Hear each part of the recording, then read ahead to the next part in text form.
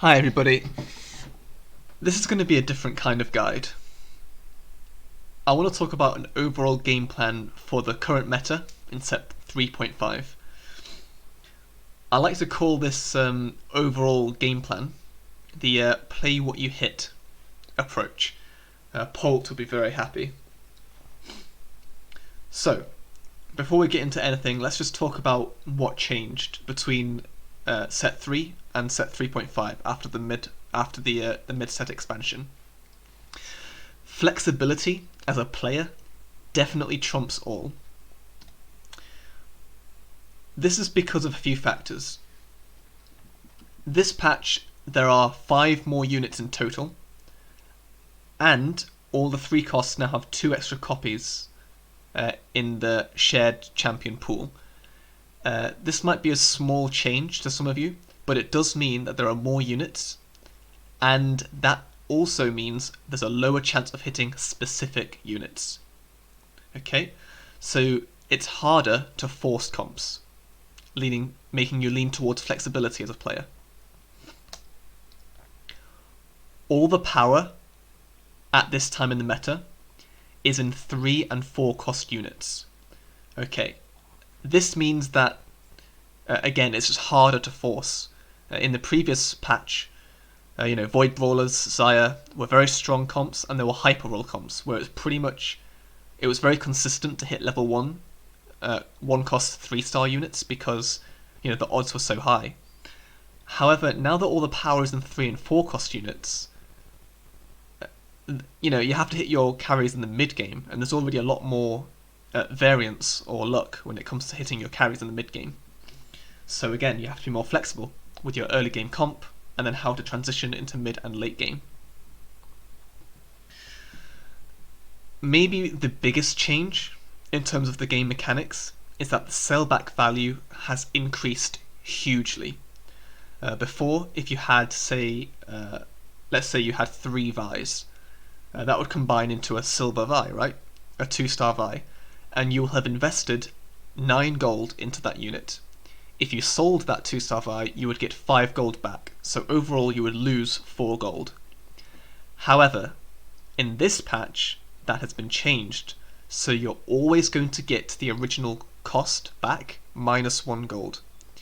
So, if you had a 3-star Vi, this patch, again, you'd still be investing 9 gold, but if you decided to sell her, you would get 8 gold back. It's a huge change because it means you can 2-star any unit and then sell them without much regret later on, which means there's going to be a lot more pivoting, right? A lot more transitioning. Before, in the previous patch, you were penalized so heavily for switching between carries and comps, but in this patch, you're encouraged to go for any comp. Okay, let's talk about our general game plan for every comp that I'm about to discuss. Okay, each comp is unique, but the overall approach is going to be the same. We're never rolling early and mid game, and by this I mean pretty much never before level 7. We never press the D button. There's no hyper rolling. All the comps we're about to discuss are quote unquote fast 8 comps. So that's the approach. You want to manage your economy effectively and always play your strongest board. It is not, and it's not been for quite a while, a viable strategy to int or to lose purposefully to get a lose streak because you lose too much health. That's just the way the numbers work in TFT at the moment. Losing health early is extremely detrimental and hurts your late game chances. So even though you're never going to roll, you still have to play your strongest board in order to survive early and mid, and maybe even win streak.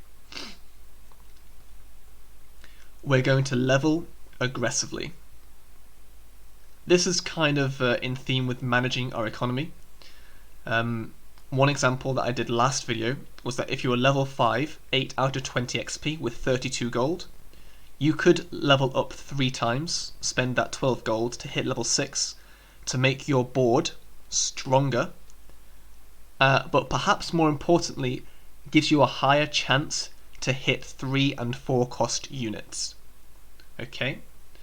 So leveling aggressively, the entire purpose is to get a higher chance of 3 and 4 costs, right? Get a higher chance of those carries.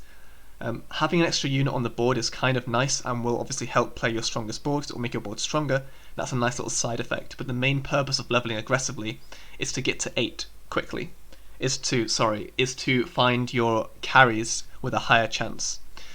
You don't want to sacrifice your economy when you level aggressively, so you want to sacrifice some golds to level, but you don't want to go below 20 gold, really, overall, as like a very general game plan. Again, in each scenario that you face, there'll be certain conditions that have to be met, and of course, if you have to absolutely sacrifice your econ because you're on 10 HP, then obviously do it, but in general, you want to keep your econ but also level aggressively. There's going to be this weird middle ground that you have to kind of tether, and that will come through experience. You're just going to have to practice. The last thing I want to talk about is I've kind of already touched upon it.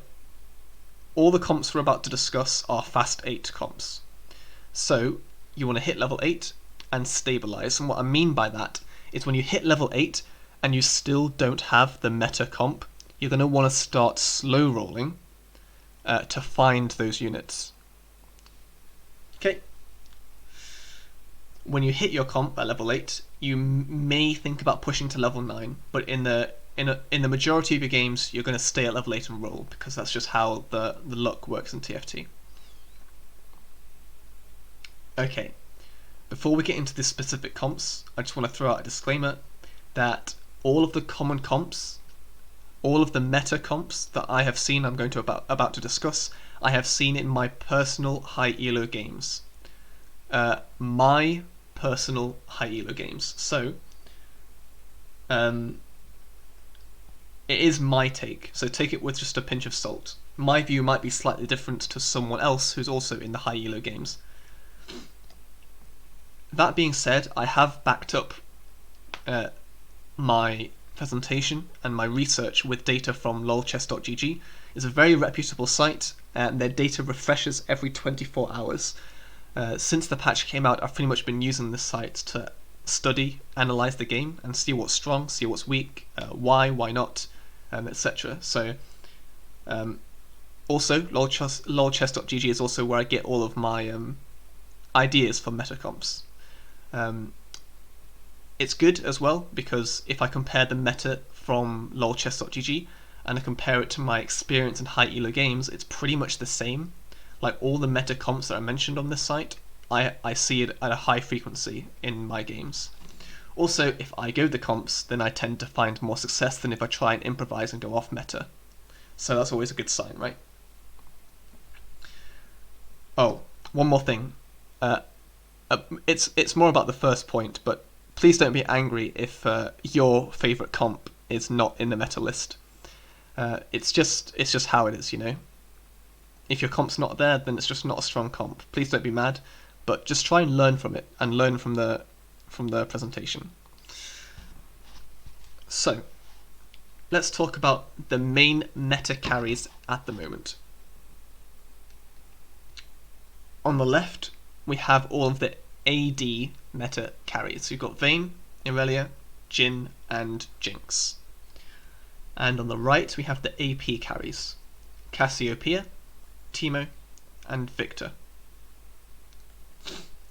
I've split them up like this because I found a pattern between all the carries. Let's look at the AD carries first. All of these carries benefit from using IE and Last Whisper. This is a pattern I found through lolchess.gg and by seeing which items work well on each carry. And if you know anything about lolchess.gg, they always show the top 5 items for each person, and in the top 5 items for each of these you will see Infinity Edge and Last Whisper in different priorities, but you can never go too far wrong by building IE Last Whisper on any of these carries. So I think that's pretty insane already, because it gives you a good idea of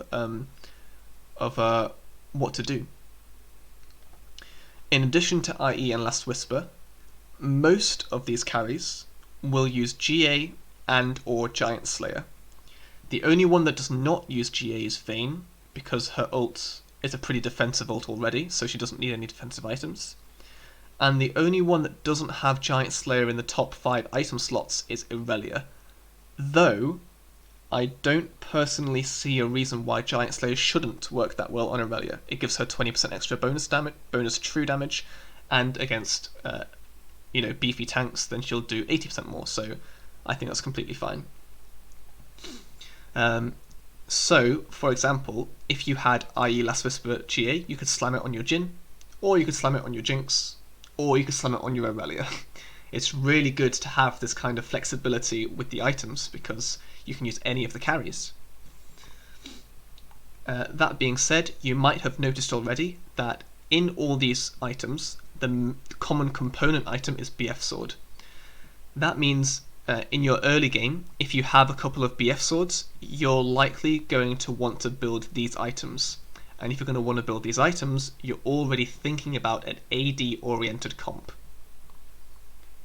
The other two items that are common in these items, but not in every single one, is the glove. Right, the glove is in IE and Last Whisper, and the bow. And the bow is in Last Whisper and Giant Slayer. Okay, let's move on to the AP carries. All of these carries pretty much have Morellonomicon as a necessity.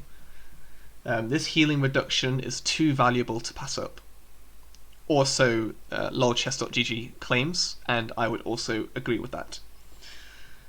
All of these AP carries also benefit from all of these items. So, for example, if you had blue buff Morellonomicon Ludens, like the first 3 items, you could easily put it on Cass, you can put it on Teemo, and you can put it on Victor. Same thing with Rabadons, same thing with Gauntlet. Also, same thing with Giant Slayer. So maybe I should put this over here as well, because Giant Slayer works with spells as well as attacks, but maybe that's still something that I've not got 100% used to yet. So Giant Slayer works here as well in all of these. If you look at all these items, you'll see that Rod is in every single one apart from blue buff. And a tier is quite important as well, because a blue buff is 2 tiers, and the Ludens has got a tier in it. And for Cassiopeia specifically, blue buff is absolute necessity, so that's got even more increased value here. Okay. What we can learn from this is that items, right, these items, the composite items, the bow, the glove, the sword, the glove, the bow, the rod and the tier, how many of those that you get in the early game pretty much determines what kind of carry you want. If you're in the early game and you have a bunch of these items, you're going to want to pick one of these and go with that comp. If you have a bunch of rods and tiers in the early game, you're going to want to go on the AP side. Once you've decided whether you're going AD or AP, then the units that you hit in game will dictate the specific comp.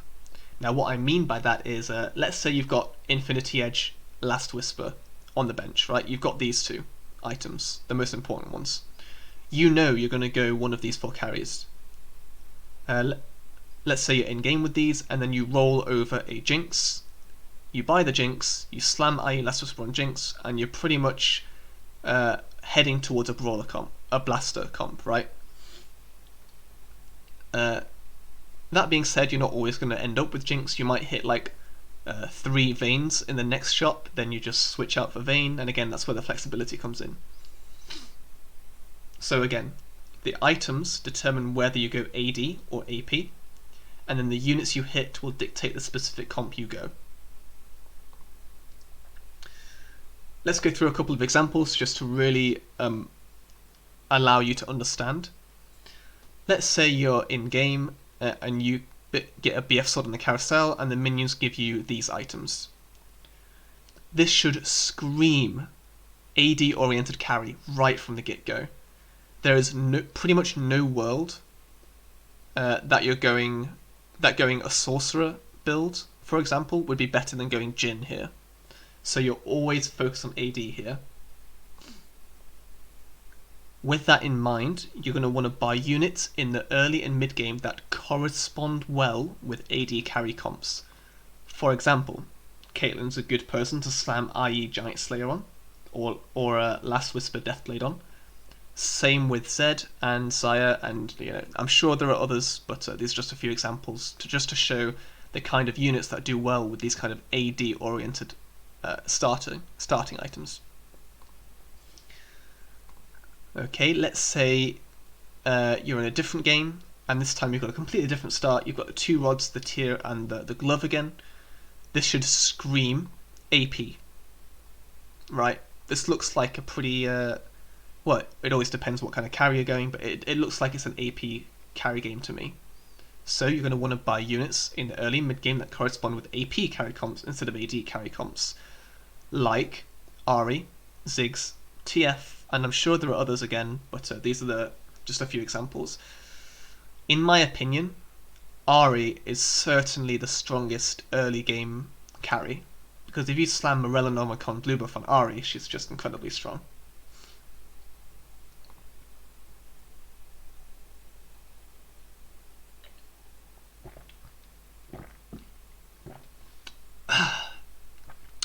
But what if you don't hit any of those items and you just get 3 cloaks, or some garbage like defensive item start?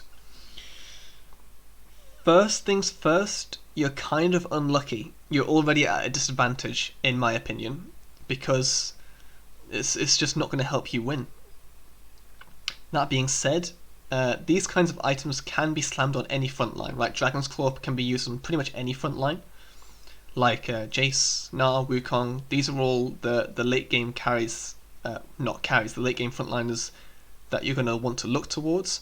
So in the early game, you can just kind of slam these on any front line, like Poppy 2, just put Ionic Spark, Dragon's Claw on her, that's fine. Or the Illaoi is fine, or any Protector is fine. Like literally any front line will do well with defensive items. The downside that you don't really have any offensive items to carry you is kind of compensated by the fact that you can go any comp from here, because any comp uses any front line, pretty much. You can always transition out the front lines, and because you only have defensive items, you're not locked into an AD or AP carry comp, right? That'll be determined by your later items, which you can force more from the carousel. So the trade-off is that you're weaker, but you have more flexibility here. So if you want to think about it like that, that'll be kind of an optimistic way of looking at it. Okay, so what are the comps? Just a reminder of the carries that we mentioned before. These are all going to be linked into their comps. I'm going to go through each comp quite quickly to give you just a quick rundown. If I feel there's a need to go through each comp more specifically, I'll make a video about it at a later date. So, the meta comps right now. Let's take Vayne and Aurelia. Both of these are carries in the cybernetic comp. Okay, this is what the cybernetic comp looks like. This is one variation. Most of the comps that I will mention have variations. So just play what you think is strongest in game, and it is probably a correct build. However, this is definitely the most common and the most easy to play, in my opinion. It is simply 6 cybernetics, right? Fiora, Leona, Vayne, Vi, Aurelia, and Echo. The Echo is usually a Lucian before you hit the Echo. So you've got the 6 cybers, then you plus add in a Caitlyn, and this is your sniper pair with Vayne, and you add in a Riven, which is your Blade Master trio with Fiora, Aurelia, and Riven. In addition to that, Caitlyn and Riven has a Chrono synergy between them, so that's kind of nice to have. Level 9 unit is usually Thresh. It's very nice.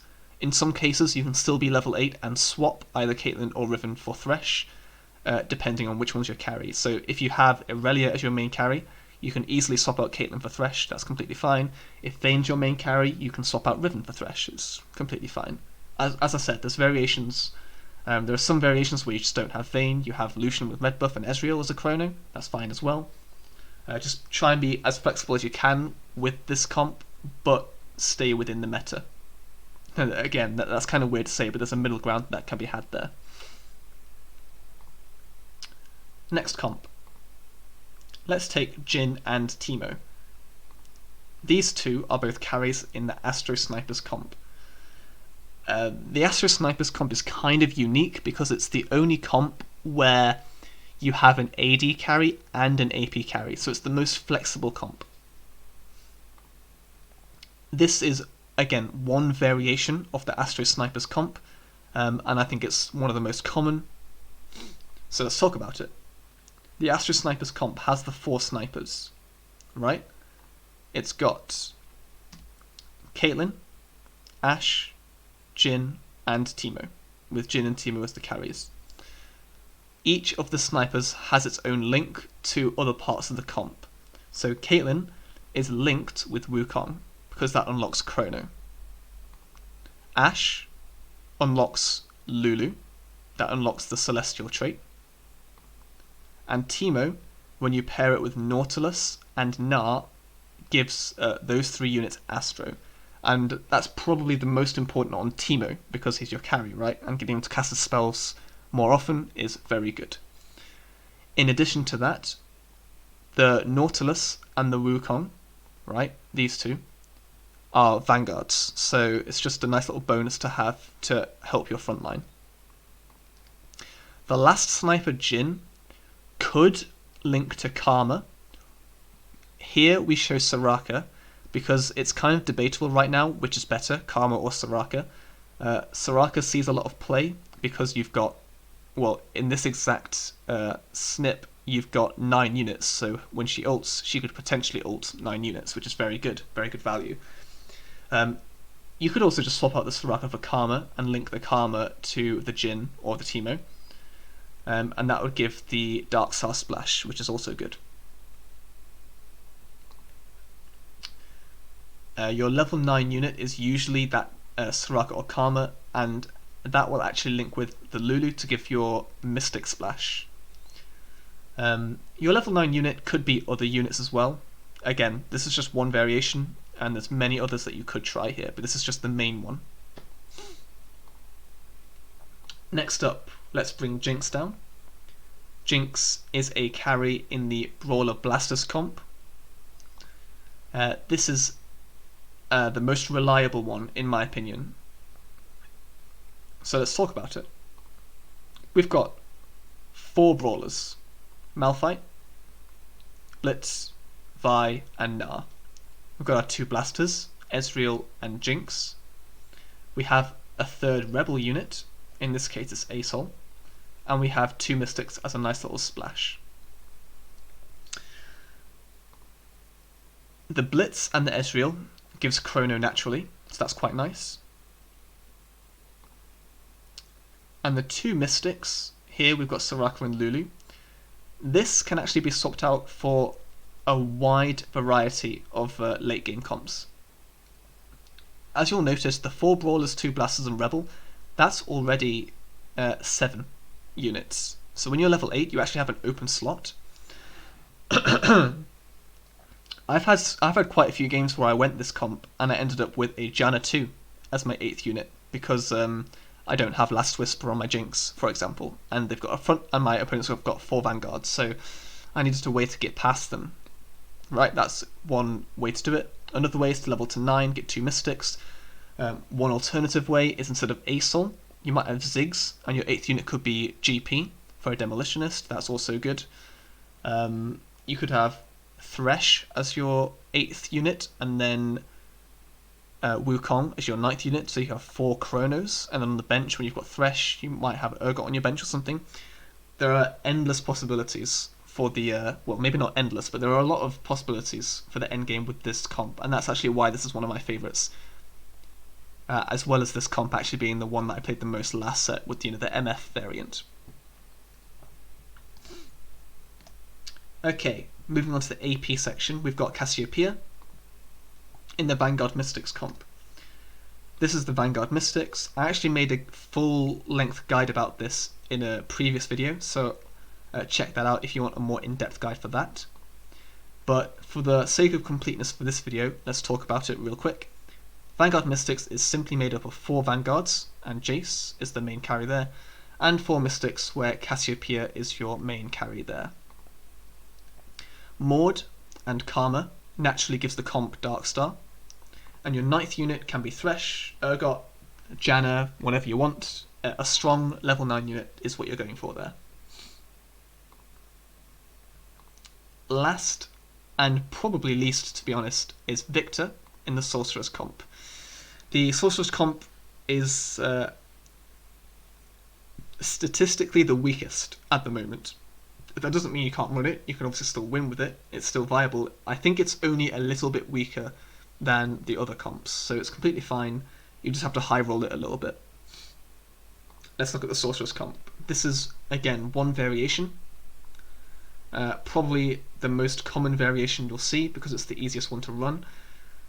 You've got 6 Sorcerers here, TF, Zoe, Ahri, Syndra, Victor, and Xerath. This Xerath is usually Annie before you hit the Xerath, and Annie will serve as some good frontline actually, as well as the Wukong and the Poppy, which will give you your Vanguards, and the Wukong plus the TF will give you Chrono. So that's quite nice. Your level 9 unit is usually Janna, and I've already said that Xerath could be is typically the replacement for Annie.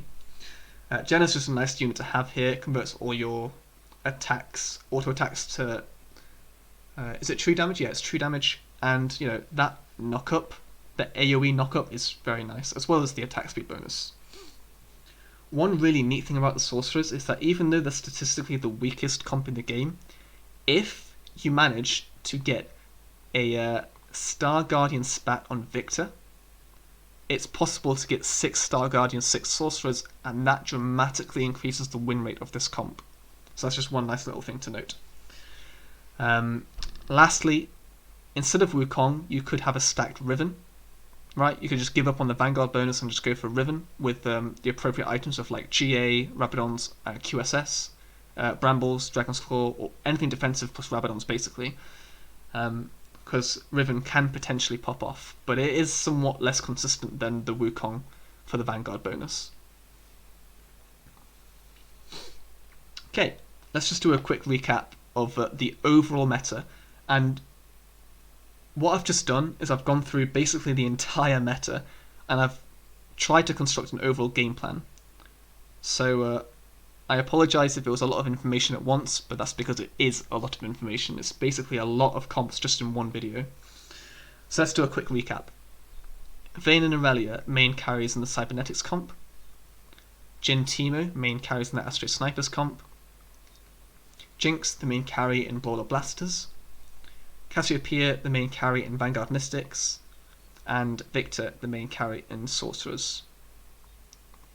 Again, the items that you get early will determine whether you go AD carry or AP carry. And once you've decided which type of carry you want, then the units that you roll in the shop will dictate the specific comp that you end up going. Okay, and here's just a quick reminder of the item priority here. For the AD carries, you really want these BF swords, and the glove and the bow, I've messed up the bow here, are quite nice as well. And for the AP comps, Rod is pretty much a necessity as well as Tyr. Okay, thanks for watching, thanks for sticking with me, and I hope that you can absorb the information from this video. Obviously you can go back and take notes or pause it or whatever. I hope you will learn a lot from this. Take it away to your own TFT games, and good luck in grinding them. Chase that LP. See you later, guys.